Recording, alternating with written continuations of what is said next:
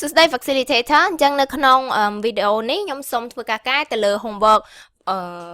vocabulary របស់ Unity 11អញ្ចឹងការងាររបស់កូនសិស្សគាត់គ្រាន់តែយកពាក្យដែលមាននៅក្នុងប្រអប់នេះយកមក max ឲ្យត្រូវជាមួយនឹងរូបភាពទៅគឺរួចជាការស្រេចអញ្ចឹងសូមធ្វើការកែចម្លើយតែម្ដងអញ្ចឹងទី1ត្រូវជាមួយនឹង stand up comedy ហ្នឹងគឺជាកម្មវិធីមួយយ៉ាងដែល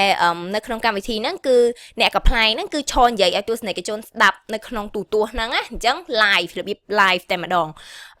ទី2 quiz show កម្មវិធីលបងប្រាជ្ញា documentary ឯកសារសាស្ត្រទី4 talk show បានន័យថាកម្មវិធីសម្ភាសន៍ទី5 children's show គឺកម្មវិធីកុមារទី6 the news បានន័យថាព័ត៌មានទី7 series នេះបានន័យថារឿងភាគហ្នឹងដូច drama series ហ្នឹង advertisement ទី8បានន័យថាពាណិជ្ជកម្មទី9 music program គឺកម្មវិធីចម្រៀង weather forecast គឺ